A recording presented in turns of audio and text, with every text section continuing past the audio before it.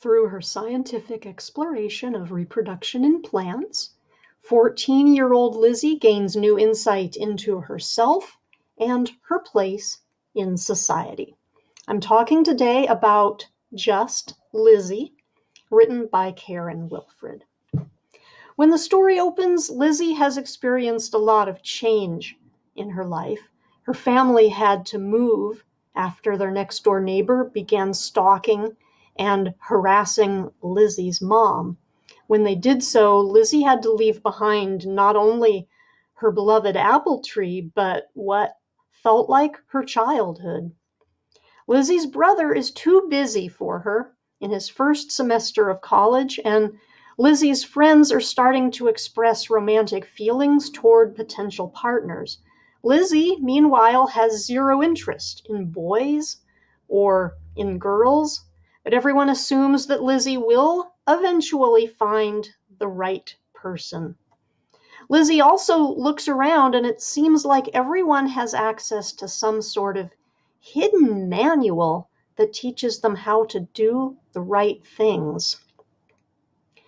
I've talked before about the importance of seeing oneself in the stories you're exposed to, and I think this quote from a description of the book by the publisher just powerfully sums up how important that is.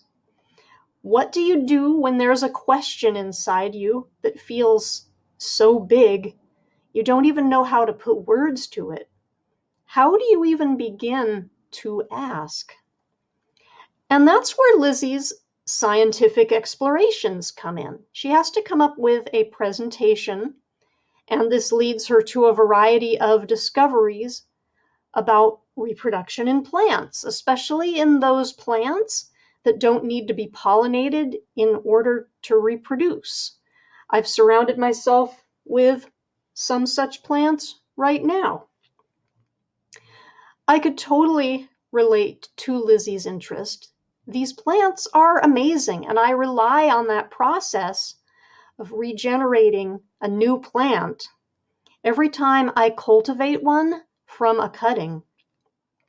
Reading about Lizzie's efforts in creating her presentation was fascinating to me, and while studying plants, Lizzie also comes to understand herself that much better.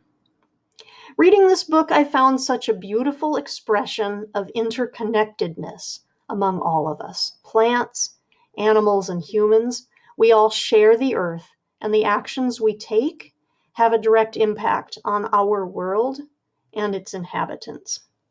Now, when I read the book, I wondered if Lizzie might perhaps be autistic. I mentioned before how Lizzie continually wonders how other people always know the right thing to do.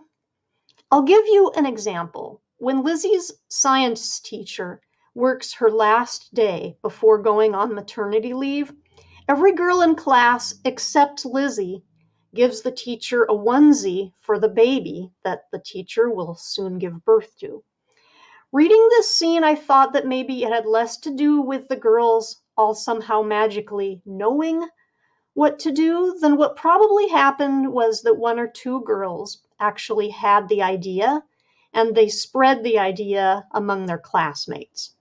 For whatever reason, Lizzie was overlooked when the idea was passed around, but being our point of view character and not being omniscient, whatever Lizzie did not directly experience, neither she nor we would be privy to.